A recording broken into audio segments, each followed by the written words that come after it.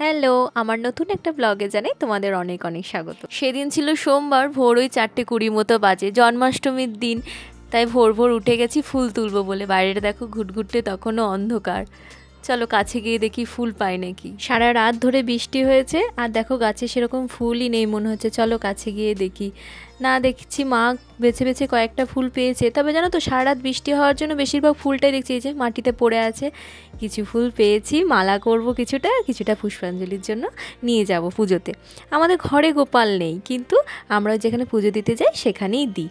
দেখো মেঘটা কীরকম কালো অন্ধকার হয়ে আছে, মনে হয় আজকে সারা দিন বৃষ্টি পড়বে। এই যে বেশ হাওয়াও দিচ্ছে, তার মানে বৃষ্টিটা আর ছাড়বে না। সকাল হতেই চলে এসেছি একবার জেঠুমার বাগানে, দুটো গোলাপ নেব। জেঠুমার ঘরে গোলাপ গাছ আছে। আর এই যে টগরগুলো দেখো কি বড় বড় হয়েছে, আর কি সুন্দর যে সেন্ট, তোমাদের কি বলি। বেশ বড় বড় দেখো গোলাপগুলো, একটা বড় গোলাপ পেয়েছি, একটা ছোট গোলাপ। চান টান করে নিয়েছি, আগে তুলসী গাছে জল দিয়ে সূর্য প্রণাম করে নিই। তারপর কিছু তুলসী পাতাও তুলবো, যে পাতাগুলো বড় বড় সেইগুলো তুলবো। ভগবান বিষ্ণু তো পূর্ণ অবতার শ্রীকৃষ্ণ, তাই না? তাই জন্য জন্মাষ্টমীতে আমি ওই টগর ফুল, তুলসী পাতা আর গোলাপ ফুল দিয়ে মালা গাঁথি। আগে জলটা দিয়ে নিই, তারপর মা বলছিল খুব আস্তে আস্তে পাতাগুলো তুলবি যেন তুলসী গাছের ব্যথা না লাগে।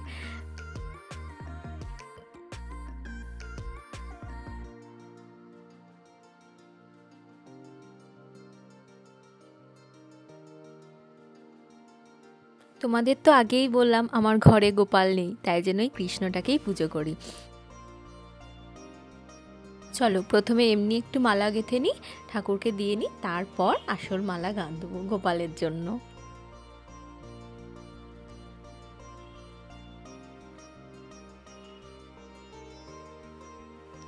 ঠাকুরকে তো ফুল দিয়ে দিয়েছি, এবার অষ্টশত নামটা পড়ে নিই। একটা মা বইও রেখেছে, তাই জন্য বইটা বার করে নিচ্ছি, এবার পড়বো।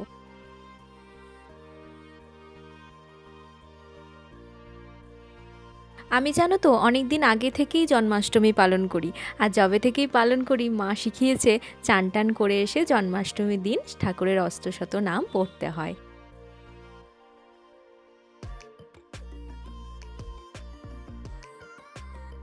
এখন ওই 11টার মতো বাজে, আর আমার না সেই দিনও টিউশনি পড়ানোর ছিল, তাই পড়িয়ে এলাম। দেখো বৃষ্টি পড়ছে। আর এই যে এই মালাটা দেখছো, এই মালা গাঁথাটা শিখেছি আমি কাকিমার কাছ থেকে। প্রথমে কাকিমাই করতো, আমি যখন ছোট ছিলাম, বললাম তোমাদের অনেক দিন আগে থেকেই জন্মাষ্টমী পালন করি, তখন দেখতাম কাকিমা করতো, আর তার দেখে দেখে আমি শিখেছি।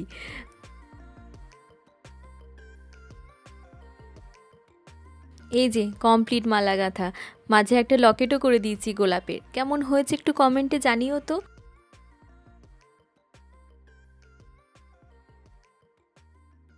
সব রেডি করে রাখলাম, এরপর সন্ধেবেলায় তো পুজো দিতে যেতে হবে।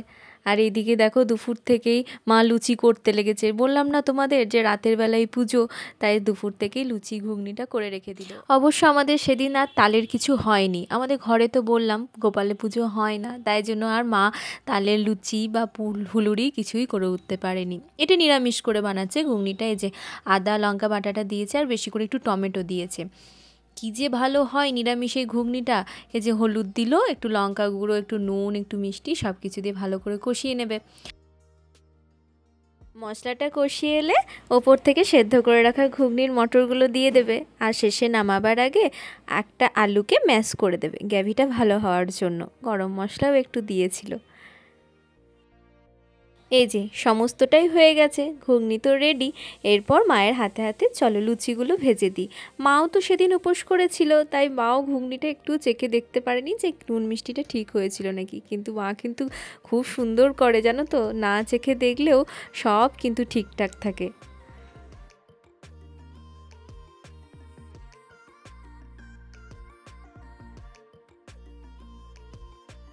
আমাদের লুচি ভাজা সব কমপ্লিট হয়ে গেছে, চলো এবার এবার রেডি হয়ে নিতে হবে।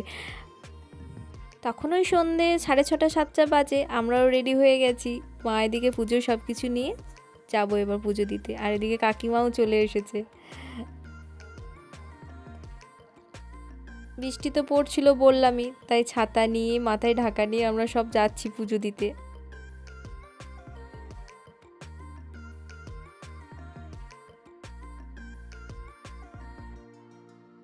আমাদের বাড়ির কাছে যে হাততলা মন্দিরটা আছে ওখানেই তো পুজো হয়। আর ওই যে 3টে গোপাল আছে আবার এখানে, জয় দুর্গা মন্দির এটা।